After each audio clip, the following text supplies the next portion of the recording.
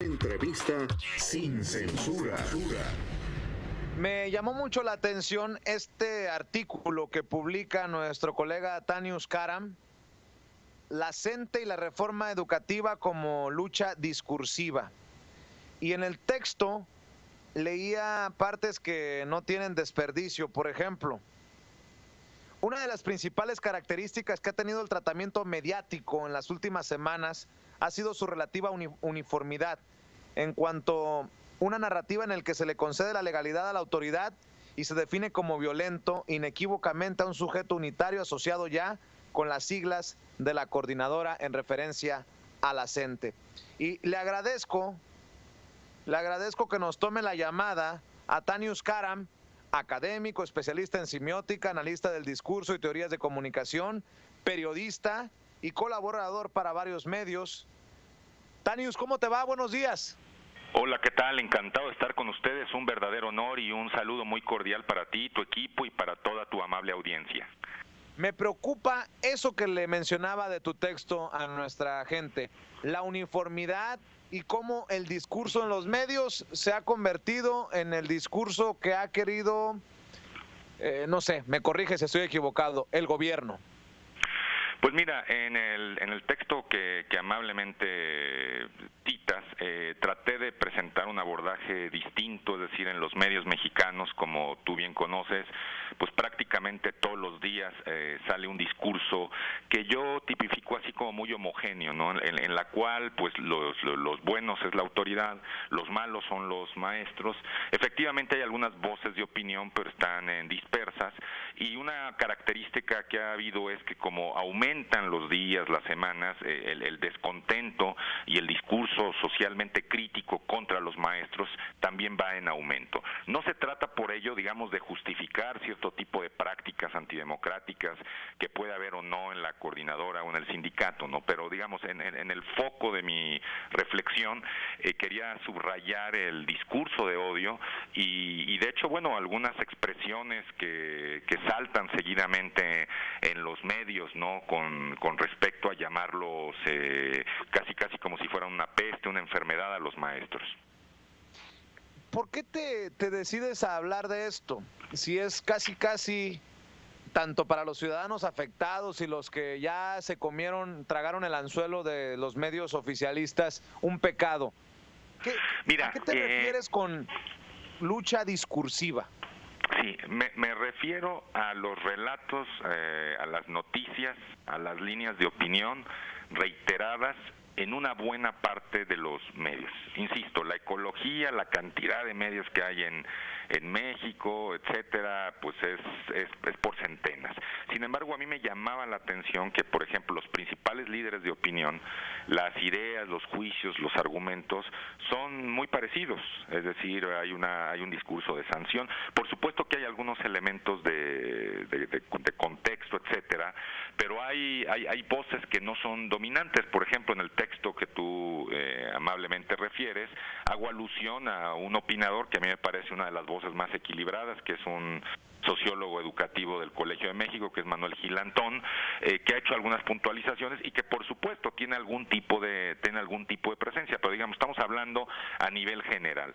Y también otra cuestión, otra motivación que yo tenía era dar un abordaje complejo a un problema complejo.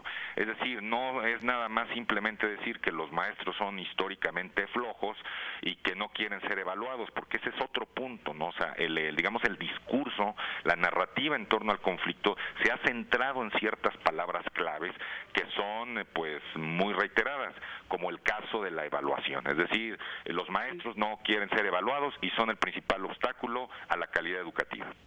Y no es coincidencia, estas palabras clave, esta reiteración desde los medios en ese discurso, ¿no?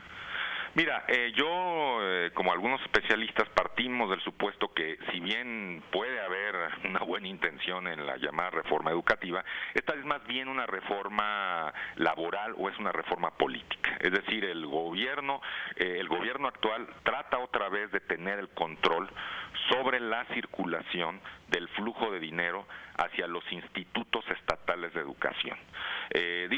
Escuchamos mucho hablar la disidencia de Oaxaca, de Guerrero, etcétera, pero digamos hay otras zonas del país que igualmente tienen conflicto. Entonces, en el fondo, o sea, detrás de la reforma hay el intento por recuperar estos flujos que históricamente los gobiernos fueron cediendo ante el crecimiento de estos grupos, porque efectivamente la base social que en algunos estados del país tienen los maestros, pues es muy grande. ¿Qué peligro ves en este discurso de odio, haciendo eco en alguna parte de tu escrito, de tu artículo que sigo leyendo? ¿Qué peligro ves en este discurso de odio de estos son los buenos y estos son los malos? Mira, en el fondo hay un discurso que agudiza, exacerba nuevamente el componente de desigualdad. Es decir, por ejemplo, si los actores en conflicto fueran blancos, de clase media, fueran empresarios en entornos urbanos, etcétera, quizá sería otro el tratamiento. Es decir, yo, en el texto hago una referencia al famoso luchador social Malcolm X, en el sentido que él decía que para la clase en el poder era importante hacer odioso al oprimido a los ojos de la sociedad. Entonces, el hecho de presentar a los profesores como holgazanes, corruptos, ineptos, vándalos, violentos, y esto hacerlo reiteradamente, pues es muy difícil que la opinión pública en términos generales, tenga una opinión favorable cuando los principales medios, sobre todo la televisión, reiteran este tipo de juicios. Entonces, el peligro es que haya un sentimiento de coraje, de animadversión, de desprestigio hacia un sector tan particular como es el caso de los profesores, sobre todo los profesores en zonas rurales, en zonas alejadas, en ciertos estados de la República donde los niveles de pobreza son muy grandes y las condiciones para ejercer la educación pues también son muy difíciles. Claro. Estamos platicando en vivo y en directo con Tanius Karam, académico, especialista en semiótica, analista del discurso y teorías de comunicación, periodista freelance y colaborador para varios medios, hablando de su artículo La CENTE y la reforma educativa como lucha discursiva. Tanius, ¿es este discurso desde el gobierno como algo así como el divide y vencerás? Sí, hay varios niveles. Es decir, por una parte fue la gestión política de la reforma. Por ejemplo, los maestros han insistido mucho que no fueron consultados. O sea, de hecho, normalmente cuando hay reformas de estas, pues los legisladores o el gobierno no suelen consultar o hacer una encuesta previa con los actores involucrados. Jodido, el problema, ¿no? ¿Perdón? Jodido, ¿no? O sea, hacen pues decisiones sí. sin los expertos.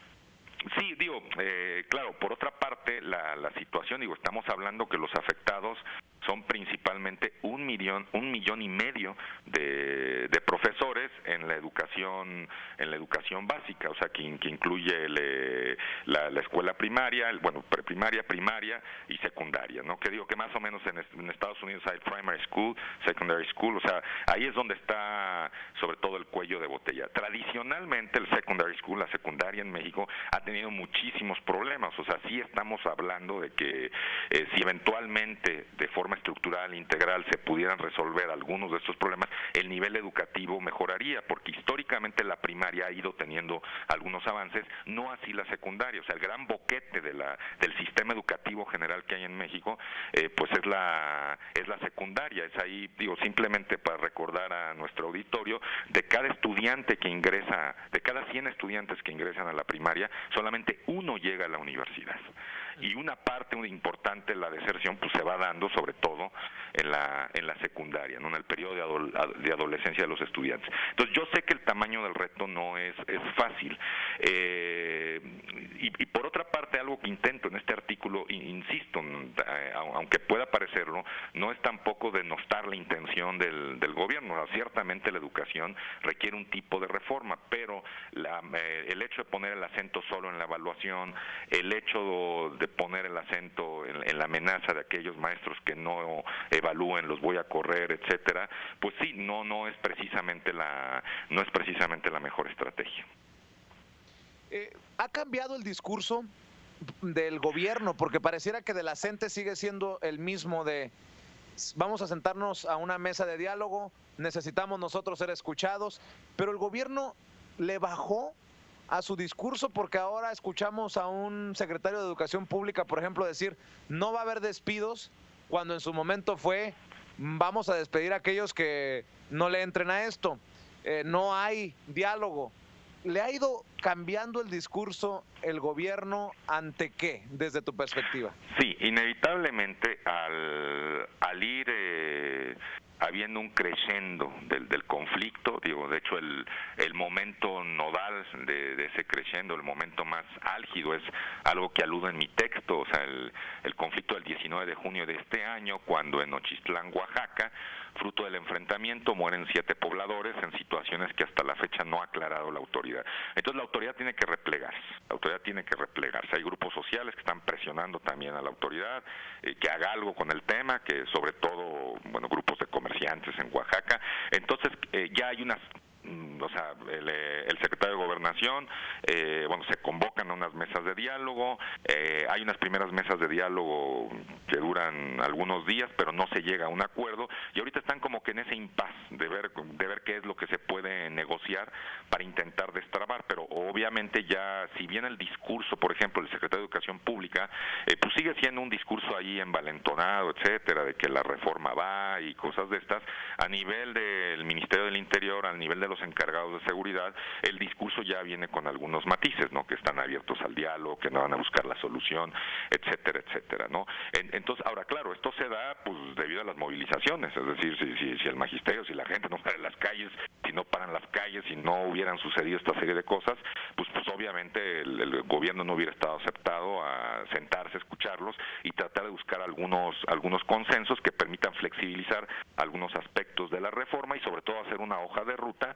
pues que permita atender algunos conflictos que ciertamente tienen que ser atendidos. Por ejemplo, un aspecto importante en la reforma, al cual el discurso oficial no pone tanto acento, es cómo revertir, cómo atender los severos problemas de infraestructura que hay en muchísimas escuelas.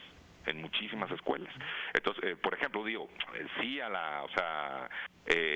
personalmente, como lo ha señalado Gilantón, apelaría a un componente de mayor integralidad, a una hoja de ruta mucho más amplia y sobre todo, matizar este discurso de odio en expresiones, pues que, por ejemplo, el secretario de Gobernación dice, no permitiré que la CENTE y sus aliados echen abajo la reforma, o sea, todo este discurso combativo, etcétera, que ya no lo escuchamos en ese tono al secretario de Educación. Sin embargo, sí sigue insistiendo que la reforma va, que es la ley, que es lo que se va a hacer, etcétera, etcétera. Para cerrar e invitarte para que sea la primera de muchas oportunidades que tengamos de seguir platicando sin censura, ¿alguien va ganando con este discurso? ¿Cuál discurso va ganando? ¿Se puede hablar de ganadores y perdedores hasta el momento?